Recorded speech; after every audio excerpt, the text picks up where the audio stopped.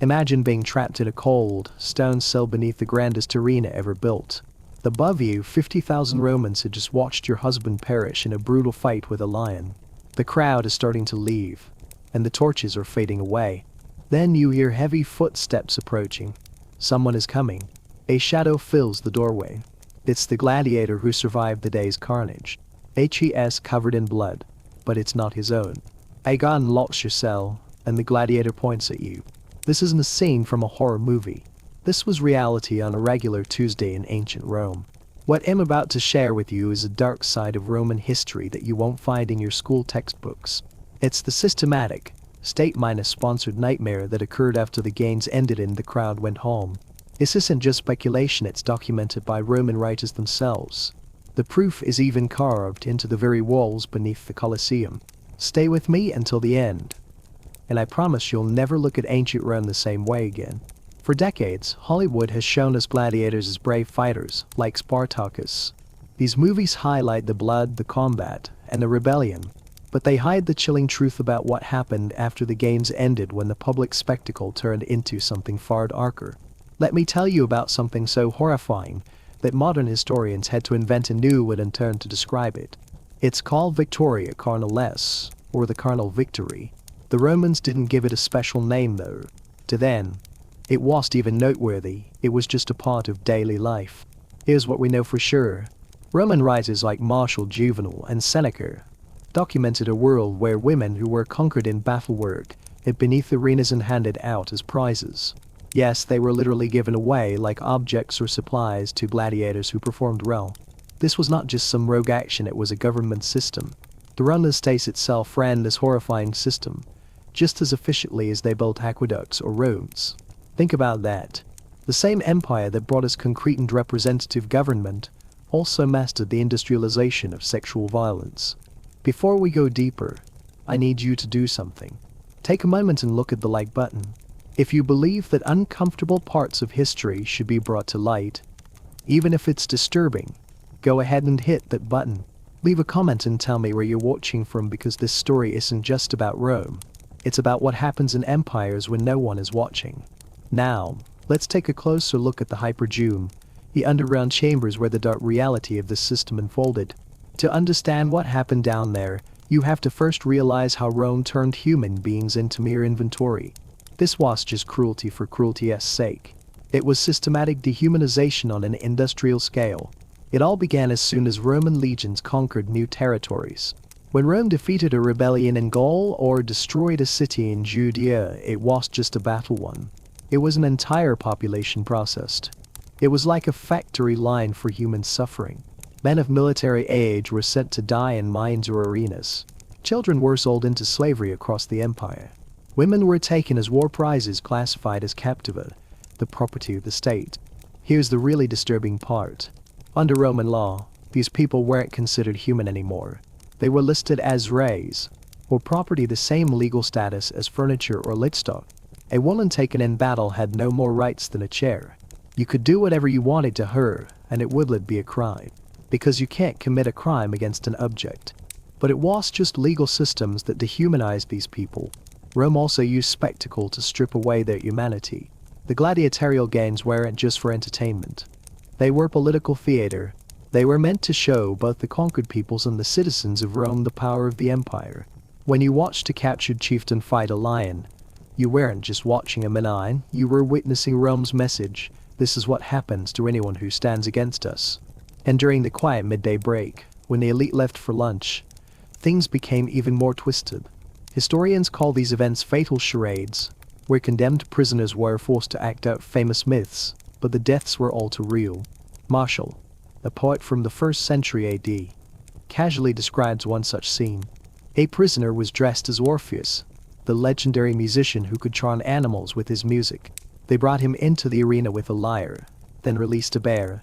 Martial writes, almost disappointed, that this time the music didn't work. The bear mauled the man to death, while 50,000 spectators snacked on dates. In another passage, Martial describes a woman forced to reenact the myth of Pasiphae, who mated with a sacred bull. In this version of the myth, the woman was assaulted by an animal in front of a crowd, dying from her injuries. Think about that. The Roman state made a spectacle of human beings being raped to death by animals, all for the entertainment of the masses. This wasn't the twisted fantasy of a mad emperor. It was the standard procedure for decades. Senators brought their children to watch. Events were advertised all over the city, and vendors sold snacks. Martial himself notes, almost approvingly, that whatever the myth told us, the arena made real. But here's the chilling part: he's praising the efficiency of the system. Hes impressed by how well it worked. This system of cruelty was also part of the reward system for gladiators. These men who were slaves with less legal rights than a dog were still seen as celebrities.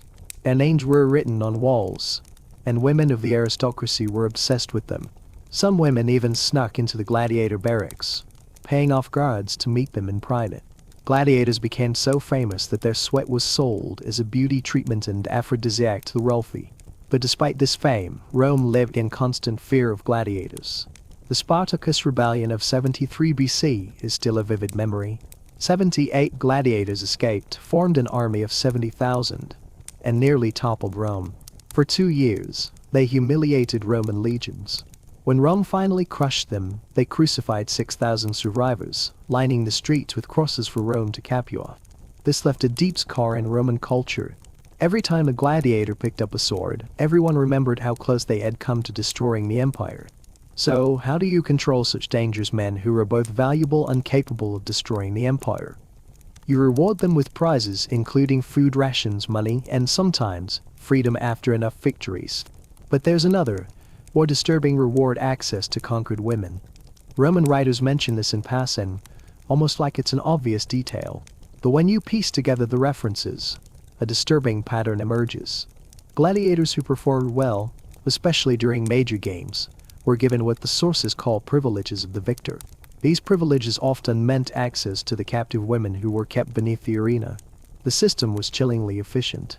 The gladiator would be brought down into the hypogeum, the network of tunnels beneath the arena. He was still covered in blood and dirt from the fight. An official would escort him through dark tunnels, past animal cages, until they reached the cells where the women were held. These were regular prison cells. They were specially designed rooms with stone benches, iron rings, and doors that locked from the outside. These women were property, numbered and categorized by their origins. The gladiator would be shown the women in the cells, and he would either choose one or be assigned one. Then, the door would be locked again, and whatever happened next is easy to imagine, even if the texts don't describe it in detail. The most disturbing thing: this wasn't a crime. It wasn't even considered immoral by most Romans. It was part of the logistics of the games, handled by the same officials who scheduled the fights and cared for the animals. And the Roman government's perspective, it solved multiple problems. It was a cheap reward for gladiators, as the women cost nothing to the state. It reinforced the gladiators' sense of power, and it sent a message to both the gladiators and the conquered peoples: this is what happens when you lose. The gladiator claimed his prize just as Rome claimed its provinces, by the right of conquest. Let's now talk about the physical spaces where this horrific system took place. The archaeological evidence is undeniable.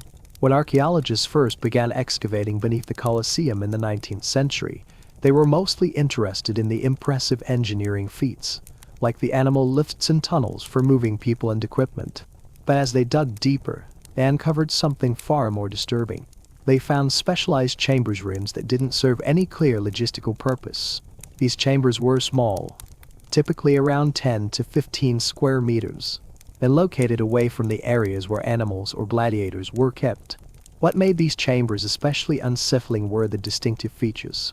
Stone benches were built into the walls, but unlike in other rooms, these benches were at specific heights. There were iron rings bolted into the walls, placed at various heights, some at floor level, some at waist height, and some much higher. The doors to these rooms were thick, reinforced wood, and they locked from the outside. These rooms didn't look like ordinary prison cells. Some of the rooms even showed signs of scratches on the walls, signs of desperate fingernails trying to escape. Roman historian Cassius Dio wrote in the 3rd century AD about these chambers beneath major amphitheaters. Though his descriptions were vague, he referred to them simply as chambers for those awaiting their use. But in context, he was talking about the logistics of the games, specifically the management of human resources. What makes this especially horrifying is the evidence of what took place inside these rooms. Graffiti found on the walls of some of these chambers is especially chilling. In the hypogeum beneath the amphitheater in Capua, the same city where Spartacus' rebellion began, archaeologists found inscriptions scratched into the stone. These were atypical historical records. They were personal messages, the voices of those who suffered. One of these inscriptions, written in crude Latin, reads, "I was Amelia of the Begiantes. I saw my children killed, now I am nothing." Another, written in a Celtic language, translates roughly as, "To any god who listens, let me die before tomorrow." These aren't the voices history usually preserves. Roman history tends to focus on the names of emperors, generals, and military victories. It doesn't record the names of conquered women who were treated as nothing more than property. Yet these messages survived in the stone. These inscriptions are a painful reminder of the system of oppression and control that was so deeply embedded in Roman culture. The very walls of these chambers still hold the voices of those who were forced to live through unimaginable horrors, even though they were never meant to be remembered. The stones themselves are a testament to a time when the lives of the conquered were reduced to inventory, to numbers on a list. The chambers beneath the Colosseum weren't built by accident. They were specifically designed to facilitate this system. The Roman Empire was obsessed with efficiency, and that applied to all parts of their operations, even their cruelest systems. Gladiator barracks, animal holding rooms, weapon storage, every aspect of the arena's infrastructure was carefully planned and standardized across the empire. The same was true for the captivae chambers. These were not random rooms. They were purpose-built facilities for the systematic abuse and exploitation of conquered women.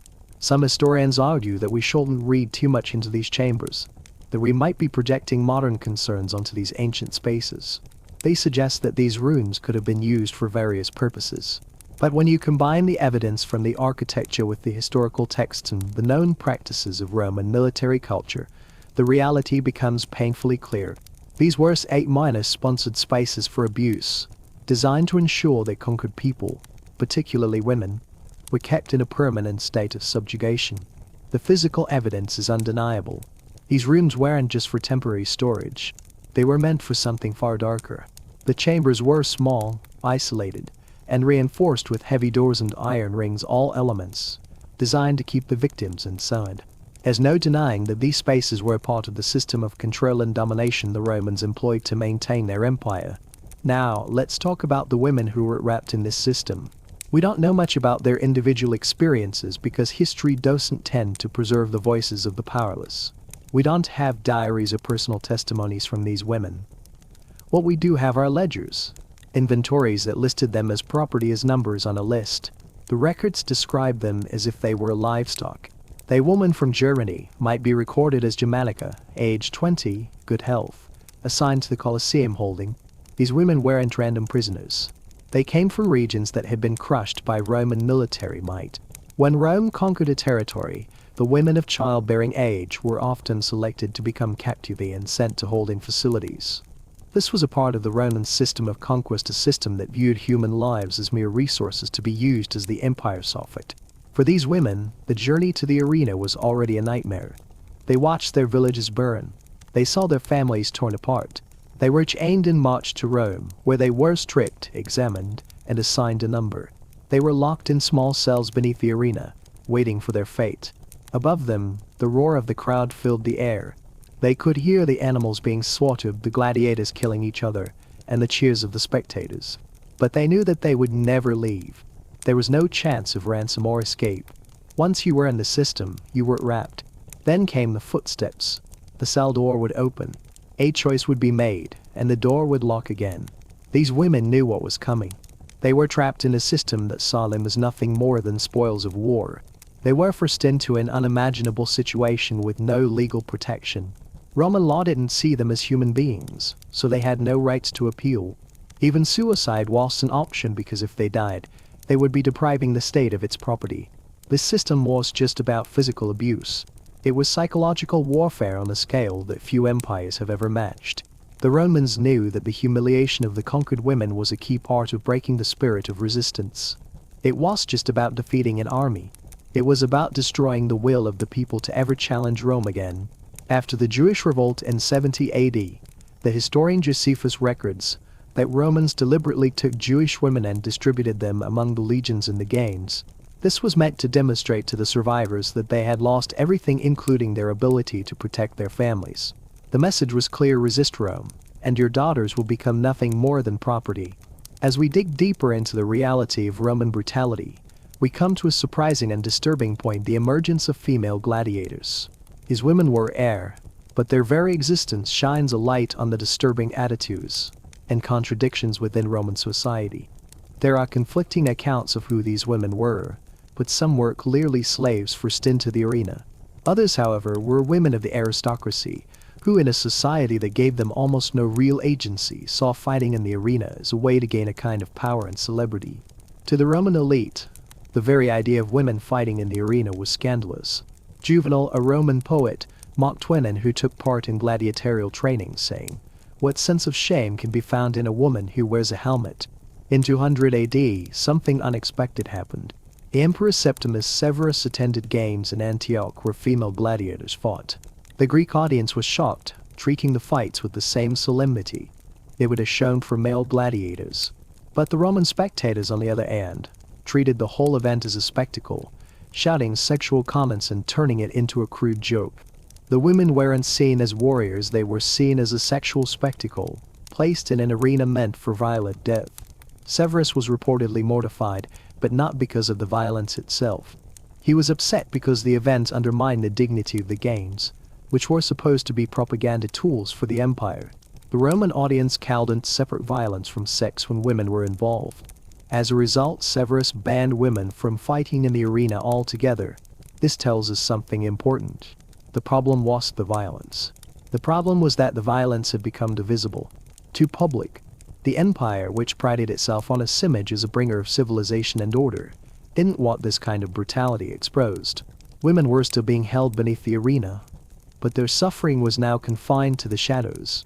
This isn't to say that the abuse ended with Severus' ban. It just went back underground. The system didn't stop. It simply returned to the darkness, where it had always primarily operated. The gladiatorial games themselves didn't end with the banning of female fighters.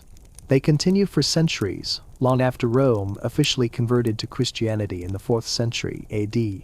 The last recorded gladiatorial combat took place in 404 AD, when a monk named Telemuchus jumped into the arena to stop a fight. The crowd, outraged by his interference, tore him apart. Only then did Emperor Honorius permanently ban gladiatorial combat. But even then, the system of captivity beneath the arenas didn't disappear. The infrastructure remained. The practice of taking war captives remained part of Roman military procedure, and it continued through the Byzantine period. The system didn't fade because of moral progress or a sudden change of heart. It died because the Roman Empire itself collapsed. The machinery of conquest ceased to function, and with it, the supply of captives dried up. The system didn't end because of some ethical evolution. It ended because Rome lost the resources to maintain it. Today, when tourists visit the Colosseum, they take pictures in front of its grand arches and marvel at the ancient engineering. Tour guides talk about gladiators and animal hunts, but most never mention the horrors that took place in the chambers beneath the arena. The stones are still there. The rings in the walls haven't rusted away. The scratch marks from disparate fingernails are still preserved under centuries of dust. The ledgers that catalogued human beings as property are stored in Vatican archives and museums across Europe, accessible to anyone who wants to read them. This wasn't a few isolated incidents. It wasn't a few bad emperors or a couple of rogue officials. This was policy. This was infrastructure. This was normal. The Colosseum, the great monument to Roman power, stands as a reminder of what empire truly means. It was just the grand architecture and military victories that made the empire great. It was the industrialized system of cruelty required to maintain absolute power. Every stone in the arena was bought with more than money. It was bought with lives, deliberately destroyed in the most systematic ways humanity has ever devised. The spectacle of the arena was just one side of Roman power. The other side happened beneath the ground in those dark chambers, long after the crowd had gone home. Those voices, the ones that were worth recording in the history books, are still there, locked in the walls of the hypogeum. If you're willing to listen, you can hear them. This is the story they don't teach in history class. If you've learned something you've never heard before, hit that subscribe button and turn on notifications. We're going to keep uncovering the history that's been erased. Leave a comment with your thoughts, and I'll see you in the next investigation into the darkest corners of the past. As we step back and reflect on what we've uncovered, it's crucial to understand the broader implications of this Roman system. We often think of ancient empires as glorious civilizations, admired for their achievements in engineering, governance, and culture. Yet, beneath this facade, the Roman Empire was also a machine of oppression, cruelty, and exploitation, built on the suffering of the conquered and marginalized. The horrors of the hypogeum, those dark, hidden chambers beneath the grand arenas, serve as a chilling reminder of the cost of empire. For centuries, these spaces were used not just for human trafficking, but for the systematic dehumanization of entire groups of people. Women in particular suffered the worst fates imaginable. The Roman state treated them as nothing more than tools of conquest, to be used and discarded at the whim of the gladiators, the military, and the ruling class. But what makes this even more horrifying is that it was all accepted as normal. For the Romans, this system wasn't unusual or even shocking. It was simply part of the fabric of their empire. The idea of dehumanizing conquered people and turning them into property was embedded deeply in Roman society.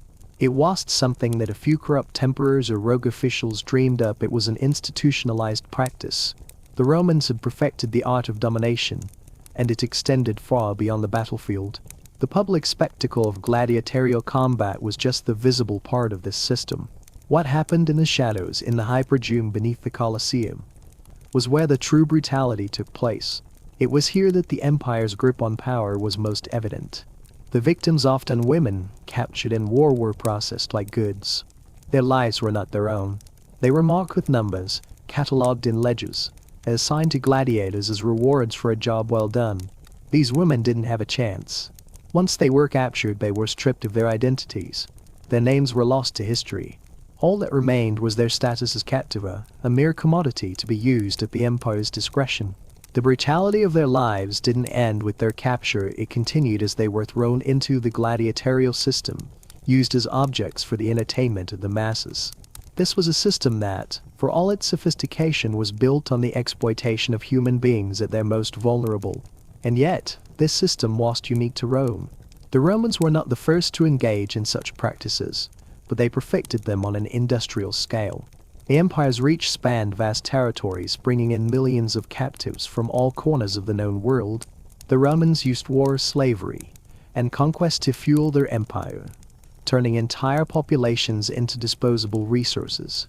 The women who were subjected to the horrors of the hypogeum were just one example of the many ways the empire exploited and dehumanized those under its control. The idea of victoria carnalis, the carnal victory, captures the essence of this system. It was a way for the Romans to reward their gladiators and reinforce their sense of dominance over both the conquered peoples and their own citizens. By offering women as prizes, the Roman state reinforced the idea that their power was absolute and unflinched. It wasn't just about military victories or political control. It was about demonstrating their complete and utter dominance over every aspect of life. From the battlefield to the most intimate and horrific forms of human suffering, the Roman Empire didn't just conquer lands, it conquered lives. And those lives were treated with the same disregard as the property they became. Women in particular were stripped of any agency or humanity. They were marked as spoils of war, to be distributed as prizes for gladiators or used as tools of psychological warfare. These women had no say in their fate. Their survival depended entirely on the whims of the empire, which saw them as nothing more than instruments for maintaining control. It's easy to imagine these women as faceless victims, lost to history. But as we've seen, the voices of the victims have survived. The graffiti found on the walls of the hypogeum gives us a glimpse into their world, even if it's just a small fragment of what they experienced. The desperation, the suffering, and the hopelessness they felt are still etched in the stones beneath the Colosseum. These women were not just statistics or nameless objects, they were people with stories, with memories, with lives that were stolen from them. The Roman system of cruelty may have faded with the empire's collapse, but the evidence of their exploitation remains. The ruins of the Colosseum, the remains of the hypogeum, and the accounts of Roman races serve as a reminder of the horrors that took place beneath the surface of this civilized empire. What we see today is a grand monument to Rome's power and engineering achievements, But beneath that grandeur lies a much darker reality, a reality that few are willing to confront. The history of the Roman Empire is often romanticized, portrayed as a symbol of strength, culture, and innovation. But the truth is far more complicated. For every architectural wonder or military victory, there were countless lives destroyed in the process. The grandeur of Rome came at a tremendous cost, one that was paid in human suffering, in the loss of dignity, and in the systematic abuse of entire populations. This hidden history is uncomfortable, but it's crucial to understand if we want to truly grasp the full extent of what the Roman Empire represented. The empire's legacy isn't just about the Colosseum and aqueducts we admire today. It's also about the lives that were destroyed beneath those grand structures, the lives that were sacrificed in the name of power, entertainment, and control. The system of Victoria carnal lessened the horrors of the hypogeum were part of the machinery that kept Rome's empire running. These practices didn't end because of some moral awakening or societal change. They ended because the emperor itself collapsed, not because of ethical evolution, but because the resources needed to sustain the system ran out. Today, when we look back at ancient Rome, we must remember the full scope of its legacy. We cannot simply celebrate its achievements without acknowledging the darkness that lay beneath them. The stories of the victims, the voices of those who suffered, are still there carved into the stones of history.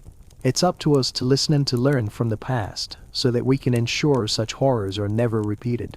If you found this story eye-opening, if you've learned something about Roman history that you didn't know before, don't forget to hit that subscribe button. Turn on notifications so you can continue exploring the forgotten corners of the past with us. Cop a comment below and share your thoughts. I'll see you in the next investigation, where we'll uncover more of the hidden truths that history has tried to erase. In the end, the Roman Empire serves as a cautionary tale about the cost of power and the lengths a civilization will go to maintain control. We often hear about the grandeur of ancient Rome, its massive arenas, stunning architecture, and impressive military conquests. But what we don't often hear about is the infrastructure of abuse that underpinned all of that glory. The Colosseum, for instance, isn't just a monument to Roman engineering, it's a monument to the system that dehumanized so many people for centuries. The very fact that the Romans normalized such cruelty, treating human lives as property, speaks volumes about the empire's mentality. It wasn't just about enslaving people or conquering lands. It was about breaking the spirit of those they conquered, so that no one would ever dare to defy Rome again.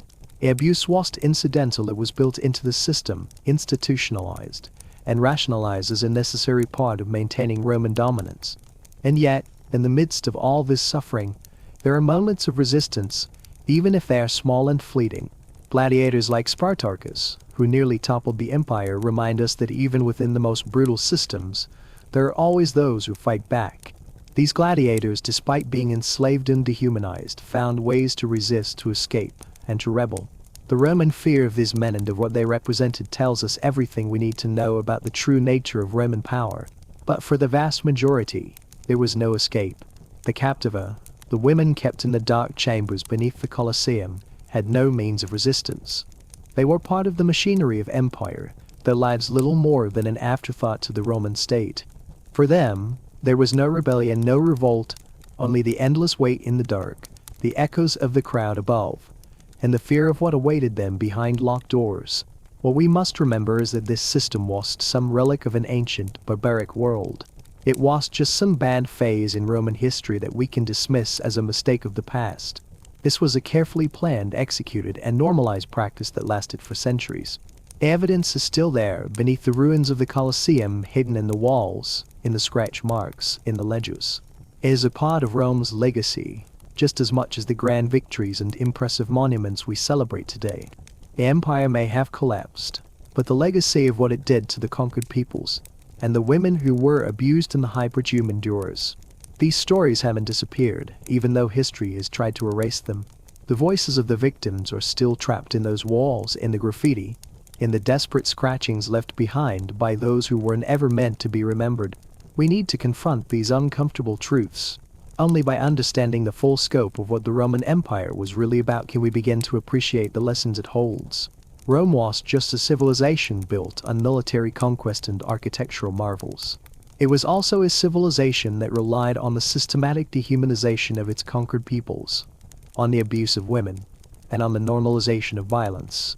We can't afford to ignore this darker side of Roman history if we want to truly understand the empire and the legacy it left behind. As we look at the ruins of the Colosseum today, it's easy to romanticize the past and overlook the dark reality that once thrived there. We admire the engineering marvels, the artistry, and the grand battles that took place. But we must also remember the human cost of those spectacles. The gladiators, the victims, and the women who were used as rewards were all part of the same system. They were all part of the machinery that powered the Roman Empire. So, the next time you think about ancient Rome, remember that the glory we see today was built on the bodies of the oppressed, the abused, and the forgotten. The Colosseum may stand as a symbol of Roman power, but it also stands as a reminder of the human suffering that enabled that power to thrive. This is the truth that history often overlooks: the reality of Roman power, the empire's cruelty, and the dark legacy of its conquest. If we ignore it, we risk forgetting the lessons of the past. We must confront these uncomfortable truths if we want to understand the full picture of what the Roman Empire truly was. If you've been moved by this story, if you feel that this hidden history deserves to be told, hit that subscribe button and turn on notifications. While continuing covering the forgotten corners of the past, bringing light to the stories that have been buried for centuries. Leave a comment with your thoughts, and let's keep the conversation going. History is full of dark truths that need to be exposed, and together, we can make sure they are never forgotten. Looking back, it's hard to ignore the profound psychological impact that the Roman Empire had, not just on the conquered peoples but on its own citizens as well. The system of Victoria Carnalis was not only a tool of oppression, it was a means of shaping the Roman identity. It sent a clear message to everyone involved: power was absolute, and the empire's control was unchallengeable. For the gladiators, it was a twisted form of reward, a tangible prize for surviving the arena and proving their worth. For the women, it was a tragic fate, a life reduced to the most brutal form of captivity and humiliation imaginable. But there was a deeper layer to all of this. The Roman Empire was not just built on military might and architectural grandeur, it was also built on the psychology of domination. The games, the hypogeum, the rewards for gladiators, all of these elements were designed to reinforce the empire's power in ways that went beyond physical conquest. They worked to break the will of the conquered, to destroy any sense of hope or resistance, and to maintain absolute control over every aspect of life, from the battlefield to the most intimate and horrific forms of human suffering. Abuse wasn't accidental or incidental, it was essential to the Roman way of life.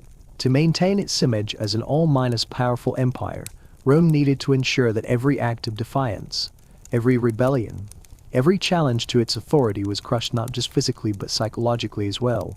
The hypogeum was a place where this dominance was reinforced, where the empire's control was exercised in the most terrifying way possible. The conquered peoples were made to feel powerless, not just by the loss of their homes or their families, but by the absolute dehumanization they suffered at the hands of the empire. The women held in these underground cells were treated as objects, as prizes to be handed out to gladiators who performed well in the arena. They were stripped of their identities, their names reduced to numbers, and their lives reduced to nothing more than a transaction in the empire's vast machine of cruelty. This was a system that was as efficient as it was horrifying, and it wasn't something that happened in isolated incidents. It was a regular, everyday part of Roman life. The Victoria Carnalis was a mechanism of control, and the women who suffered within it were just one part of the larger system of domination. But it wasn't just the women who were affected by this system. The gladiators themselves were caught in a bizarre contradiction. They were slaves, often treated as less than human, yet they were also the stars of the Roman entertainment world. They were simultaneously celebrated as heroes and despised as mere tools for the empire's amusement. This strange duality created a tension within Roman society, a recognition that these men, despite their status as slaves, had power that the empire feared. Gladiators were rated like celebrities, but their fame came at a steep cost. Their lives were constantly at risk, and their bodies were commodified and exploited in ways that few could imagine. They were admired by the public, desired by women, and their sweat was even collected and sold as an aphrodisiac. The gladiators, in many ways, were living embodiments of Roman paradox as both slaves and celebrities, both warriors and tools of the empire. And yet, despite their fame and popularity, The gladiators were always reminded of their place in the Roman system. The fear of another Spartacus rebellion loomed over the empire for years, and the elite knew that the gladiators could never be truly free. They might be celebrated, but they were still part of the empire's vast machinery of control. And part of that machinery involved offering them rewards, such as access to conquered women to ensure their loyalty and maintain their compliance. These rewards weren't just about satisfying the desires of the gladiators. They were about reinforcing the gladiator's position in Roman society and reminding him of his place in the empire's rigid hierarchy. It was a way for the Romans to keep their gladiators under control, to keep them loyal to the empire, and to ensure that they remained subservient to the system. The women, of course, had no such privileges. Their lives were defined by their status as captivae, and they were used and discarded at the whim of the empire. Their treatment was so normalized that it was never questioned by most Romans. In fact, it was seen as an essential part of Roman power. The treatment of these women wasn't an anomaly. It was a standard practice that was integrated into the very structure of the Roman state. The hypogeum and the system of Victoria carnalis were part of the infrastructure of empire, just like the aqueducts and roads. This system was not just brutal, it was designed to be dehumanizing on every level. The hypogeum wasn't just a place for storing bodies, it was a place for breaking spirits. The women held there were not only subjected to physical abuse, but to a complete stripping of their identities. They were reduced to mere objects, with no rights, no voices, and no hope of escape. They were forced to endure unspeakable horrors in a system that didn't just break their bodies but broke their very sense of self. When we look at the history of Rome, we have to confront the reality that the empire was built on more than just military victories and architectural wonders. It was built on a foundation of cruelty, dehumanization, and systematic abuse. The Colosseum, the hypogeum, and the gladiatorial games are symbols of this dark side of Roman power. They remind us that behind the grandeur and glory of the empire was a system that relied on the exploitation and destruction of countless lives. This is a side of history that has often been hidden, forgotten, or ignored. But it's crucial that we uncover these truths, no matter how uncomfortable they may be. Only by acknowledging the full scope of Roman cruelty can we begin to understand the empire's true legacy. It wasn't just a civilization of greatness. It was also a civilization built on the suffering of countless innocent people. So as we continue to learn about the past, let's not shy away from these uncomfortable truths. Let's confront the reality of what the Roman Empire was really like, so that we can understand not only its achievements but also its darkest, most disturbing aspects. The system of Victoria carnalis, the hypogeum, and the exploitation of conquered women are all part of that story. It's a story that has been hidden for too long, and it's time we brought it into the light. If you found this history opening, if you've learned something you didn't know before, hit that subscribe button and turn on notifications. While continue to dive deep into the forgotten stories of the past, leave a comment below and share your thoughts. Let's keep uncovering the truths that history tried to erase, and let's make sure the voices of the forgotten are never silenced again. We have to take a moment to reflect on the power dynamics that shaped the Roman Empire. It wasn't just about military conquest or the splendor of the gladiatorial games. The empire's success was built on a very specific kind of power, an all-encompassing domination that extended beyond just the battlefield or the grand spectacles in the arena. Roman control wasn't only about conquering new lands, it was about conquering the very spirit of the people they subjugated. And what better way to accomplish this than through systematic dehumanization? The hypogeum, those dark chambers beneath the Colosseum, where women and others were kept, weren't just places of physical suffering, they were a deliberate psychological to love the empire. The very design of these chambers was meant to isolate, to break down any sense of resistance. There was no light, no warmth, no hope. The prisoners who were kept here were subjected to extreme emotional and mental stress. The sounds of the gladiators fighting, the roars of the crowd, the smell of blood and sweat, all of it combined to reinforce one basic truth for those held in captivity: you were powerless. You are nothing. It's important to note that these women weren't even regarded as prisoners in the typical sense. They weren't seen as people with rights. In many ways, they were treated even worse than slaves. Slaves, while still property, were sometimes allowed to develop relationships with their masters or even be given opportunities to buy their freedom. But these women, they were treated as disposable objects. They were part of the spoils of war, captured and handed over as prizes without any recognition of their humanity. And let's not forget the chilling fact that the women were often chosen for their physical characteristics, young, healthy, and of childbearing age. They were commodities evaluated for their utility in the empire. Their worth was determined not by their abilities, their intelligence, or their personal value, but by their ability to fulfill the empire's need for domination and spectacle. Their fate was sealed the moment they were captured. There would be no chance for them to escape or even bargain for their freedom.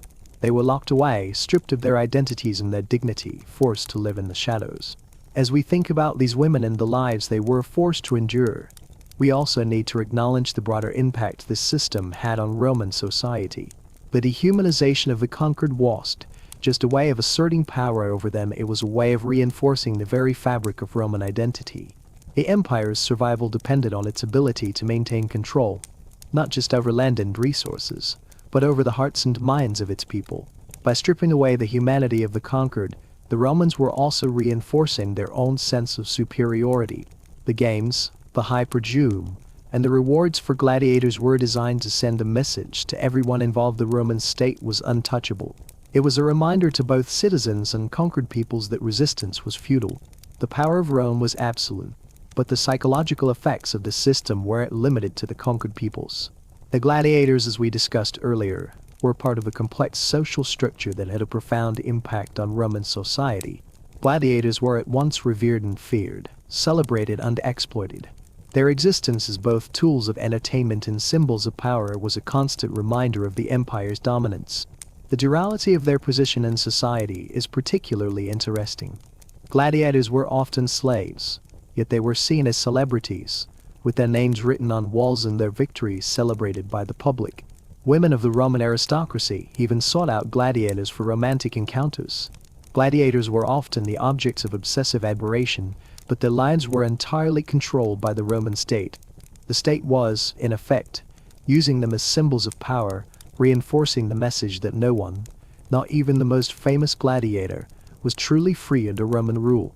The Roman state understood that maintaining power required more than just military force. It required psychological control over both the conquered peoples and its own citizens. The games, the spectacles, and the rewards given to gladiators were all part of this strategy.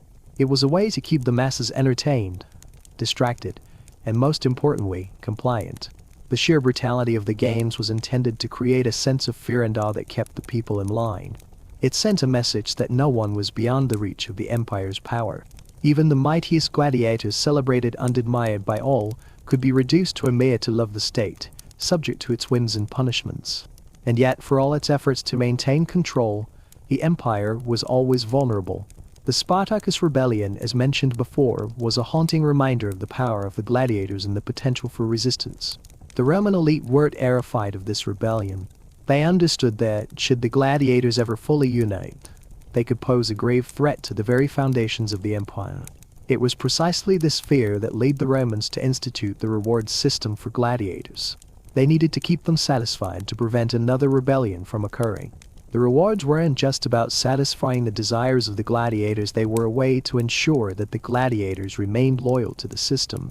By offering them access to conquered women, the Romans created a system that gave the gladiators a reason to fight, to win, and most importantly, to stay under Roman control. The gladiators may have been seen as celebrities, but they were still very much enslaved. The rewards they received were not freedom, but rather a form of control. The women, too, were a part of this system of control. Their bodies used to keep the gladiators loyal and to reinforce the idea that, under the Roman Empire, no one was truly free. When we look back on the Roman Empire, it's crucial that we acknowledge both the grandeur and the horror that existed side by side. The Romans built magnificent structures, created works of art, and established laws that had influenced societies for centuries. But these achievements were built on the backs of the oppressed. The hypogeum and the system of Victoria Carnalis were integral parts of the empire's machinery, used to reinforce its dominance and control. This was not an empire built on ideals of liberty and equality. It was an empire that thrived on the subjugation of others. The fact that so many aspects of this history have been obscured or erased tells us a lot about the way we view the past. We often focus on the grandeur, the victories, and the triumphs of civilizations like Rome. But we must also look at the darker side. Only by doing so can we understand the true nature of these emperors and the legacies they left behind. The story of the hypogeum, the story of the women who were wrapped in those dark cells, is a story that must be told. It is a story of suffering, of dehumanization, and of resilience in the face of overwhelming cruelty. It is also a story of the power of empire and the lengths to which those in power will go to maintain their control. If this history has shaken you, if it's made you think about Rome in a way you never had before, then we've done our job. The voices of the oppressed may have been silenced for centuries, but they are still there, in the stones beneath the Colosseum, in the graffiti on the walls, and in the desperate scratchings of those who suffered. These voices matter, and we must listen to them.